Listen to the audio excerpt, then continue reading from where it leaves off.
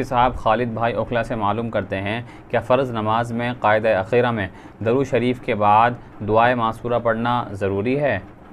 بسم اللہ الرحمن الرحیم الحمدللہ وحدہ والصلاة والسلام علی من لا نبی بعد اما بعد۔ نفل اور فرض نماز کے قاعدہ اخیرہ میں جو دعائے معصورہ پڑھی جاتی ہے، اللہم انی ظلمت نفسی ظلما کثیرا، یہی دعا پڑھنا واجب اور فرض نہیں ہے، البتہ یہ دعا پڑھنا افضل ہے، چونکہ یہ وہ دعا ہے جو حضور اکرم صلی اللہ علیہ وسلم نے حضرت ابوبکر صدیق رضی اللہ تعالی عنہ کو تلقین فرمائی تھی، اس لیے عام طور پر اس دعا کو پڑھا جاتا ہے۔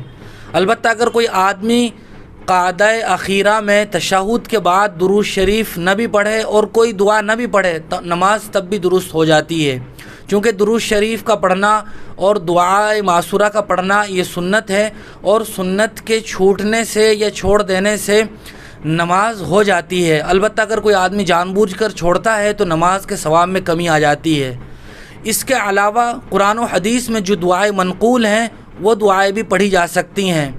دعائے معصورہ کی جگہ قرآن کریم کی بہت ساری دعائیں ہیں، ربنا ظلمنا انفسنا وان لم تغفر لنا وترحمنا لنکونن من الخاسرین ہے، ربنا لا تزغ قلوبنا بعد اذ ہدیتنا وہب لنا من لدنک رحمۃ انک انت الوہاب، یہ دعا بھی پڑھ سکتے ہیں۔